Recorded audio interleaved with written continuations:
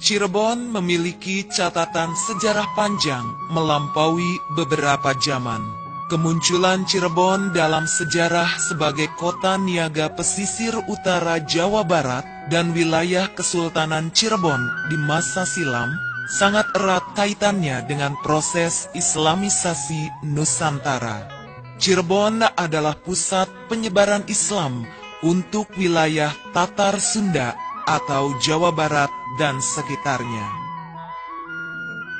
Menurut naskah Carita Purwaka Caruban Nagari, karya Pangeran Arya Carbon yang ditulis tahun 1720 Masehi, Caruban Nagari adalah sebutan wilayah Cirebon tempo dulu, negeri yang masyarakatnya hidup makmur di bawah naungan pemerintahan Susuhunan Jati Purbawisesa atau Sunan Gunung Jati.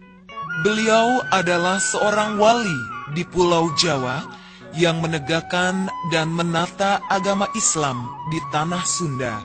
Bertahta di Keraton Pakungwati bersama uanya, Pangeran Cakrabuana, yang diberkati gelar Sri Mangana, yang menjadi Kikuwu Caruban kedua dan menjadi Manggala Caruban Nagari.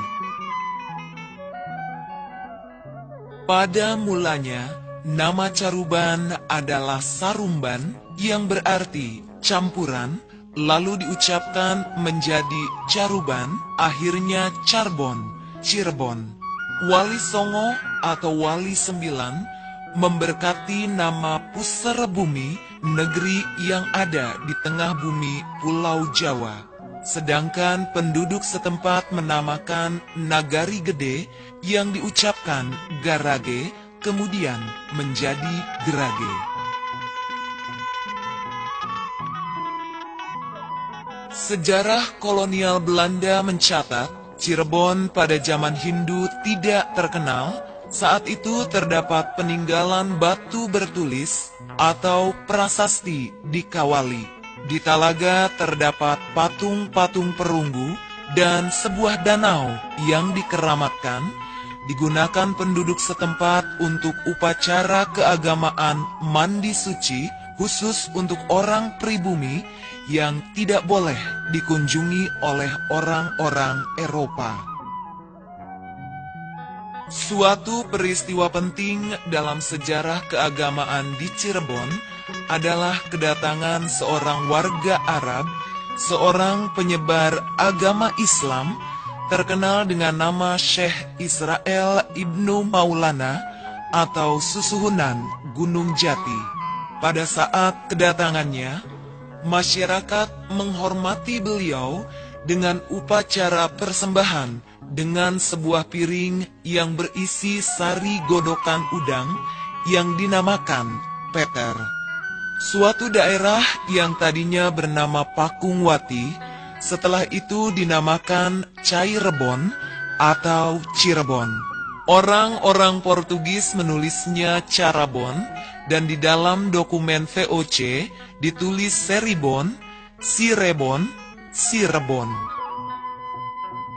Syekh Israel Ibnu Maulana atau Susuhunan Gunung Jati menetap di atas Gunung Jati, di mana terdapat pula makamnya yang dipakai sebagai gelar beliau, Susuhunan Gunung Jati.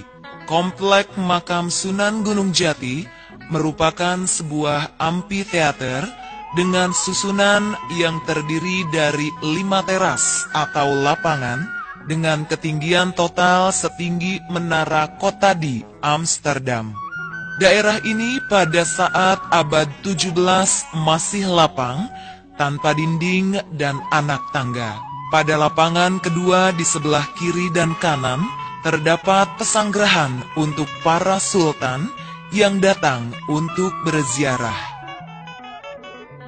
Dalam sumber-sumber tradisi Cirebon, baik Babad Cirebon maupun Carita Purwaka Caruban Nagari, diceritakan tentang kepergian Pangeran Walangsungsang Cakrabuana dengan adiknya Nyai Larasantang atas saran gurunya Syekh Datuk Kahfi untuk menunaikan rukun Islam yang kelima, melaksanakan ibadah haji ke Baitullah di kota Mekah.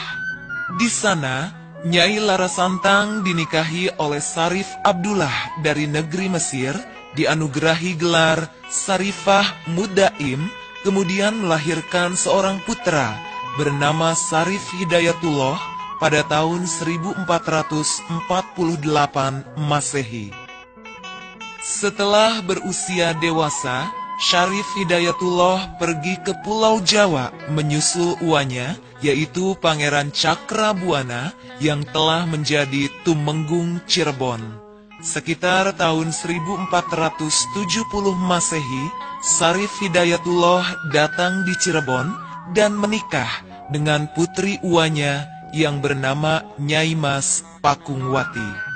Selanjutnya pada tahun 1479, Syarif Hidayatullah diangkat menjadi Tumenggung Cirebon, menggantikan Tumenggung Cakrabuana, sekaligus menggantikan kedudukan Syekh Datu Kahfi yang telah wafat. Pada 2 Dasi Sukla Paksa Cetramasa, Sahasra Patang Atus Papat Ikang Sakakala, bertepatan dengan hari Kamis, tanggal 12 Safar 887 Hijriah atau 2 April 1482 Masehi, Tumenggung Cakrabuana menobatkan Syekh Syarif Hidayatullah sebagai Raja Islam pertama Cirebon yang merdeka dari Kerajaan Sunda Pakuan Pajajaran. Atas dukungan Kamastu Kangsangan atau Wali Songo yang dipimpin oleh Sunan Ampel Denta, melantik Syekh Syarif Hidayatullah sebagai Sunan Cirebon Sinarat Sunda. Penobatan tersebut ditandai dengan gelar Ingkang Sinuhun Kanjeng Susuhunan Jati Purwawisesa, Panetep Penatagama Aulia Allahu Ta'ala Kutubil Zaman, Khalifatu Rasulillahi Sallallahu Alaihi Wasallam.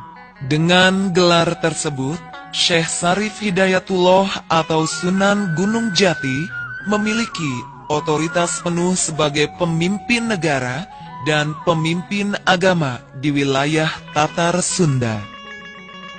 Sejak saat itu, Sunan Gunung Jati menghentikan bulu beti uyah kalawan terasi atau pengiriman pajak garam dan terasi dari Cirebon yang biasanya dibaktikan kepada Raja Pakuan Pajajaran.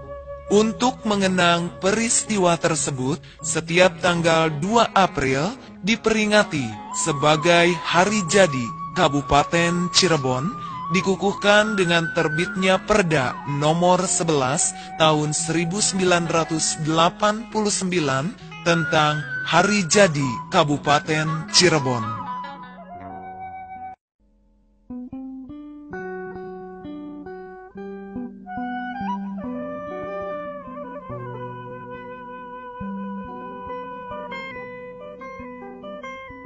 Sunan Gunung Jati wafat pada tahun 1568 Masehi dalam usia 120 tahun, dimakamkan di puncak Astana Gunung Sembung.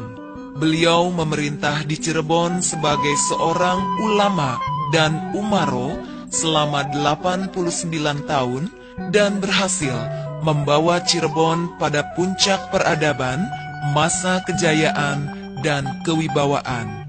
Setelah wafatnya Sunan Gunung Jati, estafeta pemerintahan Cirebon dilanjutkan oleh keturunannya, yaitu para Panembahan Cirebon.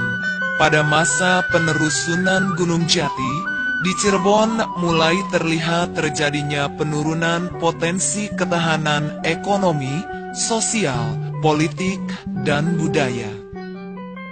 Panembahan Ratu wafat pada tahun 1650 Masehi dan digantikan oleh putranya yang bergelar Panembahan Girilaya.